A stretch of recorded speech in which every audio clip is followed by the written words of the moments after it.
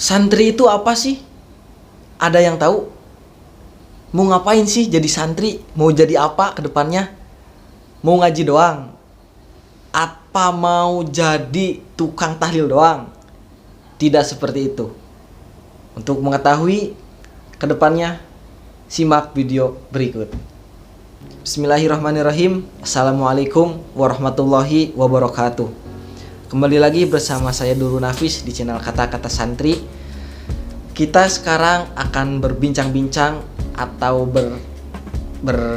ngobrol, sharing santai tentang apa sih santri itu?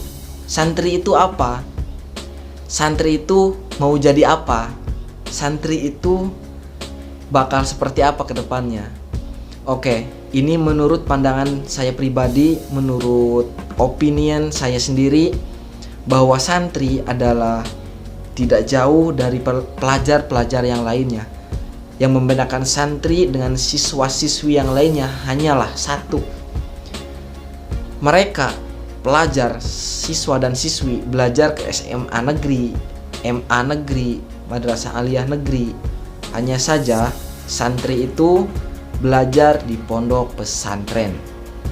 Makanya santri itu identiknya dengan pondok pesantren. Orang yang sedang belajar di pondok pesantren dinamakan santri. Oke. Kalau laki-laki disebut santri dan kalau perempuan disebut santriwati. Apa yang membedakan antara siswa, siswi dan santri dan santriwati? Santri itu pelajarannya itu lebih condong ataupun lebih fokus kepada pelajaran-pelajaran kitab. Yang mana pelajaran-pelajaran kitab tersebut dipelajari oleh kita santri yang berasal dari para kiai, yang berasal dari para ulama yang berhubungan dengan hukum-hukum fikih, hukum-hukum syariat Islam dan fan-fan ilmu agama Islam yang lainnya. Terdiri dari ilmu tajwid, ilmu nahwu shoroh, mantik, balaghah dan lain sebagainya. Dan itu pun bertahap-tahap sesuai dengan level kesantriannya. Tidak sama antara santri yang baru masuk dengan santri yang sudah lama. Tidak sama antara santri yang pemikirannya ataupun santri yang sudah lama dengan santri yang baru misalkan. Jadi pelajarannya itu disesuaikan. Kalau misalkan di sekolah umum biasanya dipatok ataupun ditentukan dengan kelas 1, kelas 2, kelas 3. Akan tetapi setahu saya pribadi di pondok pesantren salaf itu menggunakan sistem kitab. Apabila kita belum mengaji kitab A misalkan, kita harus dari kitab A. Saya ambil contoh misalkan kita patokannya terhadap ilmu nahwu shoroh. Ilmu nahwu shoroh di pesantren itu biasanya diawali dengan awamil. Nanti ketika sudah beres awamil lanjut ke pelajaran jurumiyah. Ketika setelah jurumiyah beres, nah nanti lanjut ke imriti. Setelah imriti lanjut ke alfiyah. Nah entah itu alfiyah Ibnu Malik ataupun yang lainnya. Tapi biasanya yang digunakan adalah alfiyah Ibnu Malik. Misalkan seperti ini. Saya misalkan sekarang umur 20 tahun. Akan tetapi belum mengkaji kitab yang paling dasar, yang paling rendah yaitu awamil misalkan.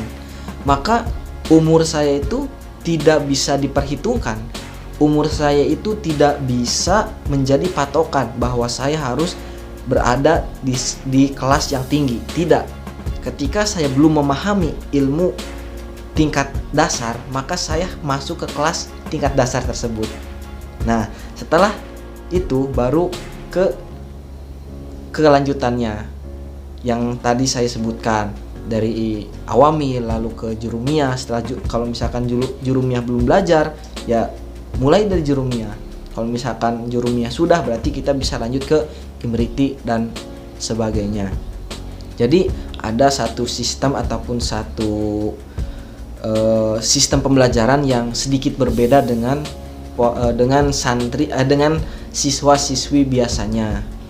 Lalu ada yang berpikiran ataupun ada yang mengatakan, mau jadi apa sih santri itu?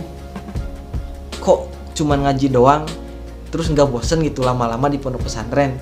Oke, jadi menurut saya pribadi memang terfikir seperti itu sebelum saya mondok. Apabila kita berpikir mau jadi apa setelah mondok, maka yang terbenam ataupun yang tergambar di dalam pikiran saya adalah wallahu alam mau jadi apa. Jadi kita itu jangan takut, sebagai santri itu jangan takut nanti kita mau jadi apa. Oke? Mungkin video ini akan saya stop sampai di sini dulu. Nanti akan ada lanjutannya. Sekian dan terima kasih. Wassalamualaikum warahmatullahi wabarakatuh.